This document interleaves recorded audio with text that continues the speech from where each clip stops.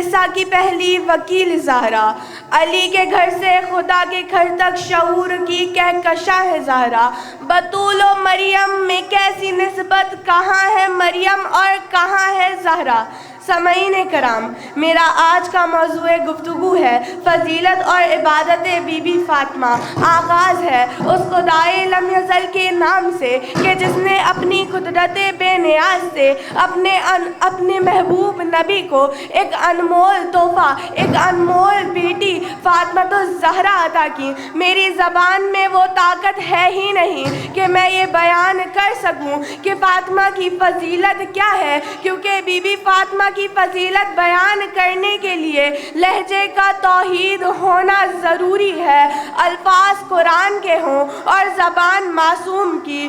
کون فاطمہ جو مرضی توحید، حجاب وحدت، ام ابیہا ہے فاطمہ، جن کے لیے خدا خود قرآن میں فرما رہے ہیں کہ مجھے اس چوکھٹ کی قسم جہاں ستارے نازل ہوتے ہیں، جن کی چوکھٹ کو خدا قرآن میں عظیم کہہ رہا ہو، اس فاطمہ زہرا کا کیا مقام ہوگا، ان کی کیا عزت و حیثیت ہوگی، ان کی کیا بلندی ہوگی، کیونکہ ہے علی اور بھی کردار میں حیدر کے سوا، ہے علی اور بھی کردار میں حیدر کے سوا، فاطمہ کوئی نہیں بنت پیغمبر کے سوا، کس میں ہمت کے رکھے مہر نبوت پہ قدم، تیرے بچوں کے علاوہ تیرے شوہر کے سوا، رکھ دیا کاتب تقدیر نے یہ لکھ کے قلم، رکھ دیا کاتب تقدیر نے یہ لکھ کے قلم، مرضی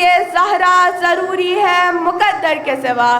سامعین کرام، کیا فضیلت ہے جناب شہزادی کی کہ جب وہ مصلی عبادت پر محراب عبادت میں کھڑی ہوتی تھی تو جناب فاطمہ کے فقط انداز عبادت سے 70,000 فرشتے درود پڑھنا شروع کر دیتے تھے۔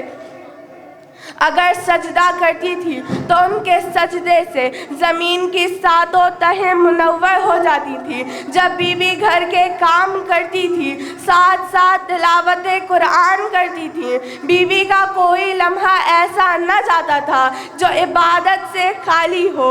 امراض کے لیے خاک شفا ہے، برکت کے لیے حدیث قصہ ہے، رحمت کے لیے دعائے سیدہ ہے، پریشانی کے لیے تسبیح سیدہ ہے۔